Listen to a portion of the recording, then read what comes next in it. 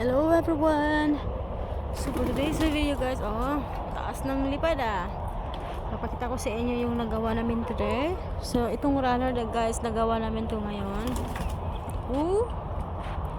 Yan, tapos matagal-tagal pa siguro talaga to guys, kasi nga kailangan pa namin ng mga hanging sa loob tsaka dito. Tapos gagawa pa ako ng nesting nila.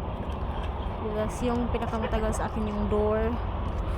So, pero kahit pa paano guys, ayun, may ano naman, may nangyari naman ngayon today, kaya maganda-ganda kasi medyo kahit pa paano okay na rin. So yung loob okay na. Yung sa loob guys, pakita ko sa inyo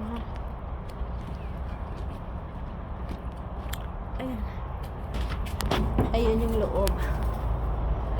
Ang ganda no, parang bahay din siya guys, o yung tindahan sa atin. Tapos yung floor tapos na rin. Ayan yung floor.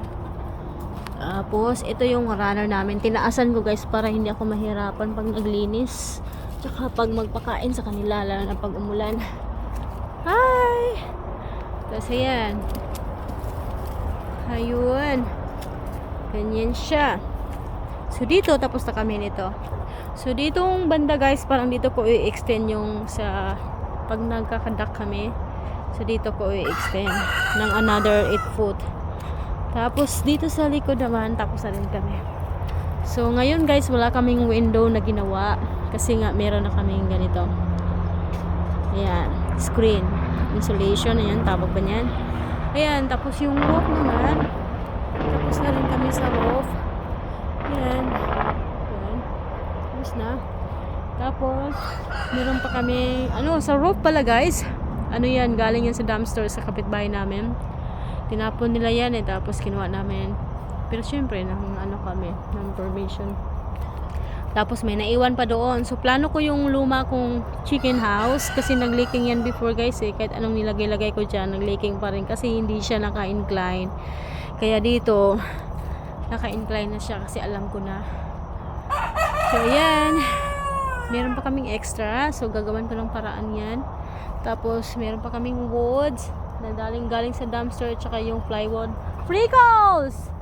So kung magkulang man yan bukas, saka na kami bibili, pero i-apply ko muna yung mga extra ko guys, kung ano yung dapat putulin para kahit pa paano magamit ko.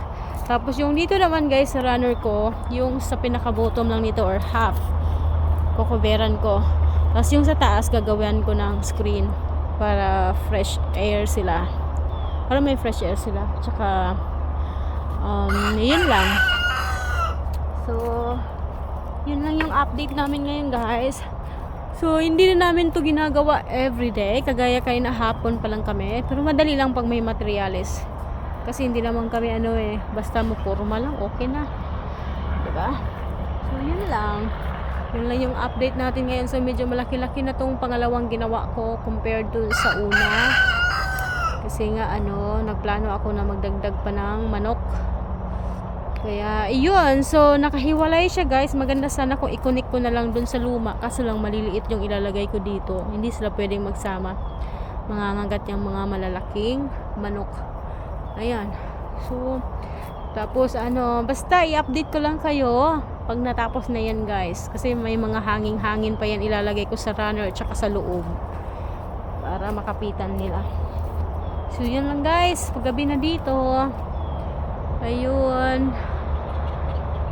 yan lang po muna tayo. So thank you for watching guys. Bye bye chicken. Ayun, enjoy to. Gustong nila yung may mga hanging no. Ayun, nandun na yung ibang manok sa taas. So thank you for watching. Bye bye.